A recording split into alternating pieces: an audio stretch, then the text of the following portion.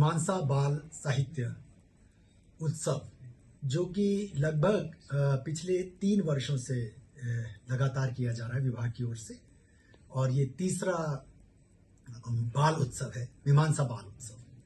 तो बच्चों में जो कि मतलब बहुत कम आयु के हैं, स्कूल गोइंग से लेकर के और यूनिवर्सिटी विश्वविद्यालय तक के छात्रों तक को इसमें शामिल किया जाएगा।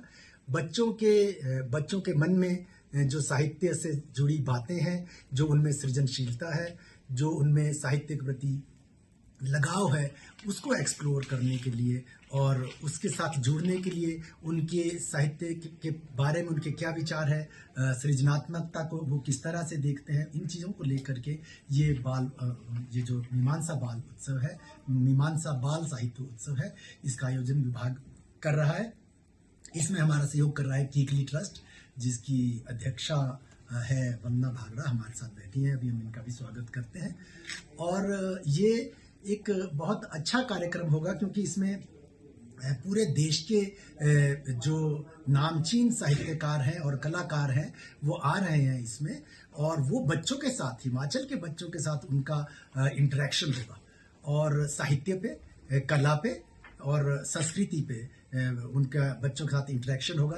पूरी तरह से ये बच्चों को समर्पित एक आयोजन है उनका, इसीलिए इसका नाम भी बड़ा सुंदर नाम दिया गया है, मीमांसा बाल साहित्य उत्सव। इसमें ये कल 18 तारीख से शुरू हो जाएगा, 3 दिन का कार्यक्रम रहेगा, 18, 19 और 20 को। 18 तारीख को जो है इसमें 18, 19, 20 तीनों ही दिन एक्चुअली लगभग 8 विख्यात लेखकों की पुस्तकों पर समीक्षा होगी। और इसकी जो एक अद्वितीय बात है वो ये है कि ये समीक्षा होगी, ये बच्चे करेंगे। जो बड़ों द्वारा लिखी गई किताबें हैं कहानियों की और नामचीन साहित्यकारों द्वारा लिखी गई किताबें हैं, उस पर जो है हमारे जो यहाँ के हिमाचल के बच्चे हैं उसकी वो समीक्षा करेंगे तीनों दिन। और साथ ही तीनों दिन इसमें जो है उनके लिए सभी कई तरह के कार्यक्रम रखे गए। जैसे 18 तारीख को जो है बच्चों का एक कवि सम्मेलन रखा गया है। बच्चों से उनकी हम कविताएं सुनेंगे, उन्होंने कैसा लिखते हैं, वो कविता को कैसा समझते हैं, कविता कैसे लिखते हैं, कैसे बोलते हैं, वो उनका एक कवि सम्मेलन होगा। और उसके साथ ही उनको एक कविता पे एक वर्कशॉप का भी आयोजन किया जा रहा है।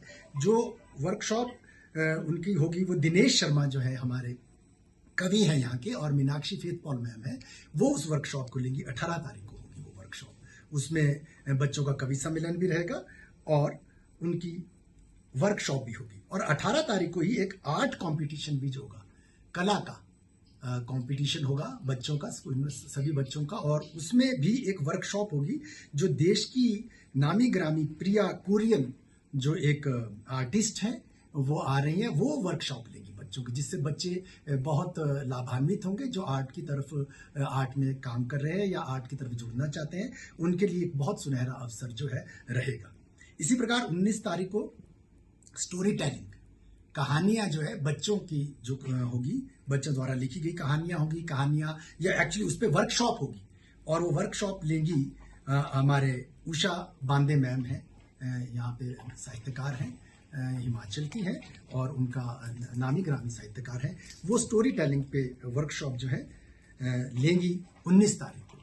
और साथ ही 19 तारीख को ही देश की जो नामी ग्रामी एक साहित्यकार हैं और सिनेमा आर्टिस्ट है, टेलीविजन आर्टिस्ट है, सोहेला कपूर, जो कि देवानंद जी की नीस है, वो आनंद ही आनंद नामक एक अपनी देवानंद, चेतनानंद और विजयानंद, ये जो 3 भाई थे, सिने जगत के, हिंदी सिने जगत के बहुत बड़े नाम हैं ये तीनों, जो तीनों अदाकार थे, निदेशक थे, कहानियां लिखते थे, फिल्में बनाते थे। उनके ऊपर इनकी जीवन पे एक वृत्त चित्र आनंद ही आनंद करके प्रदर्शित किया जाएगा 19 तारीख को।